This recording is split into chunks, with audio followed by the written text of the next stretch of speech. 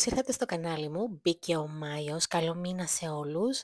Θα κάνουμε ένα σχεδιάκι με λουλούδια και ροζ και nude αποχρώσεις. Θα ξεκινήσουμε με εφαρμογή Gel X Nails. Θα σας τη δείξω λίγο συνοπτικά, γιατί έχω σκοπό να κάνω ένα ειδικό βίντεο πάνω στην προετοιμασία των νυχιών μας και την εφαρμογή Gel X Nails.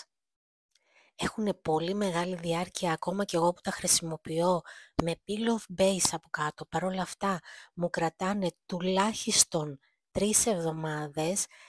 Δεν ξέρω, μπορεί να κρατάνε και παραπάνω, απλά εγώ τα βγάζω μετά γιατί θέλω να καθαρίσω τα πετσάκια μου.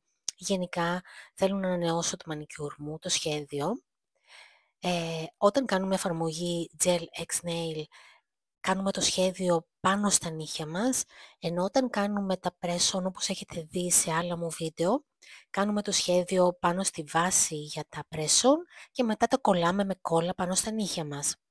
Θα χρησιμοποιήσουμε την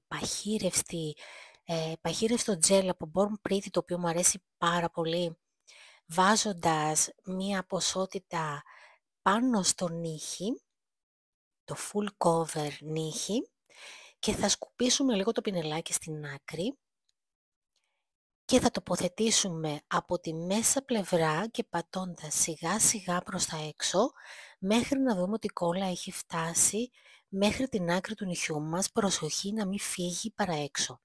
Θα κάνουμε flash curing και μόλις τελειώσουμε όλο το set θα κάνουμε full cure σε λάμπα LED ή UV. Μόλις τελειώσω θα κοντίνω τα νύχια μου φυσικά, γιατί είναι πολύ μακριά και δεν θα μπορέσω να δουλέψω με τόσο μακριά νύχια. Θα λιμάρω στο σχήμα που θέλω, θα τα κάνω almond και μετά θα ξεκινήσουμε με το σχεδιάκι μας το όμορφο με τα λουλούδια. Θα βάλω μουσικούλα και θα σας αφήσω να παρακολουθήσετε το βίντεο. Θα χαρώ να ακούσω τα σχόλιά σας από κάτω. Αν δεν έχετε κάτι να γράψετε, μπορείτε να βάλετε απλά μία φατσούλα για να δω ποιοι είστε και ποιοι παρακολουθείτε.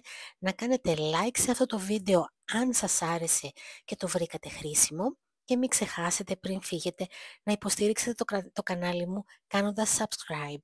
Να προσέχετε, να περνάτε καλά και να προσέχετε τον εαυτό σας.